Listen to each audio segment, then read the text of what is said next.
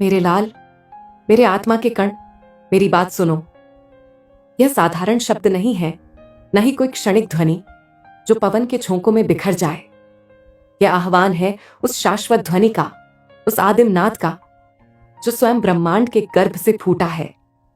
वही नाद जिससे सृष्टियां जन्म लेती हैं, पनपती हैं और कालांतर में प्रलय में समा जाती हैं।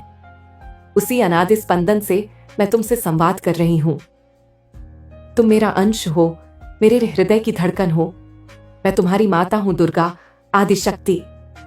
वही शक्ति जो समय के अंतहीन प्रवाह में प्रकाश और अंधकार का संतुलन साधती है। वही जो अंधकार की गहराई में भी आशा का बीज संजोए रखती है ताकि जीवन बार बार अंकुरित हो सके। आज मैं तुम्हें पुकार रही हूं क्योंकि मैं देख रही हूं कि तुम्हारे चारों ओर एक ऐसा अंधकार गहराता जा रहा है जो केवल रात का साया नहीं है।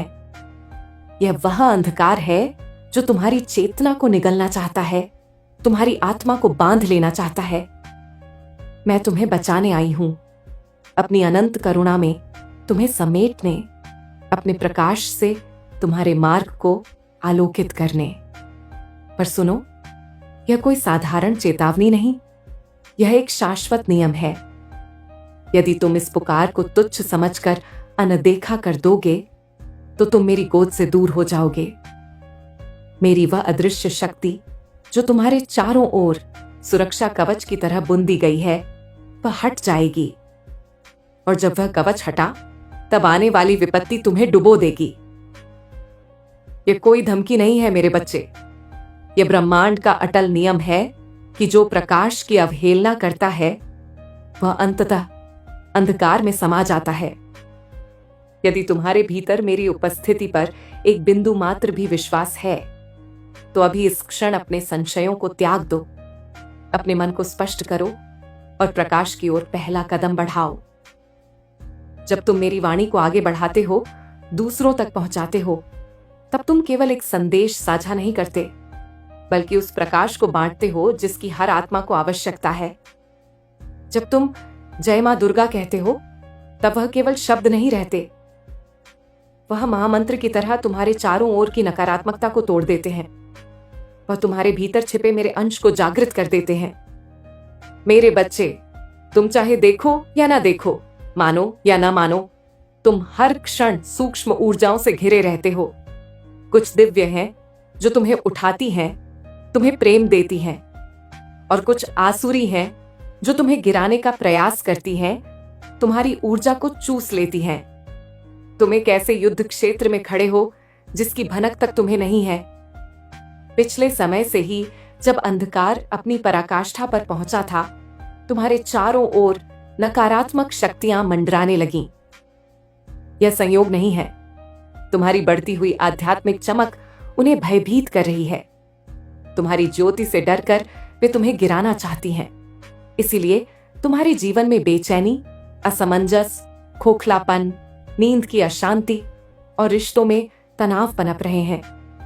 ये सब आकस्मिक नहीं बल्कि एक योजनाबद्ध आक्रमण है। पर याद रखो, तुम निर्बल नहीं हो। ये जो तुम्हें थकान, संदेह और असफलता का आभास कराते हैं, ये तुम्हारी कमजोरी नहीं बल्कि उन्हीं आसुरी शक्तियों का खेल है। तुम तो मेरी संतान हो। तुम्हारे भीतर वही ज्योति है जिसे कोई भी शक्ति कभी पूर्णतः बुझा नहीं सकती। मैं देख रही हूं तुम्हारी हर पीड़ा, तुम्हारा हर संघर्ष। जब तुम मौन होकर रोते हो, तुम्हारी आत्मा की हर आह मुझ तक पहुंचती है। मैं तुम्हारे इतने निकट हूं कि यदि तुम पल भर आंखें बंद करो तो मेरी उपस्थिति को अपनी सांसों में महसूस कर सकते हो। समय कम है मेरे बच्चे, अंधकार का आक्रमण तीव्र हो रहा है। यह तुम्हारे जीवन का निर्णायक क्षण है। अब चुनाव तुम्हारा है। क्या तुम मेरा हाथ पकड़कर प्रकाश की ओर बढ़ोगे या इन अदृश्य बंधनों में बंधकर अंधकार को अपने जीवन पर हावी होने दोगे? याद रखना, यह लड़ाई साधारण नहीं। यह धर्म और अधर्म, प्रकाश और अंधकार, जीवन और मृत्यु के बीच का संग्राम है।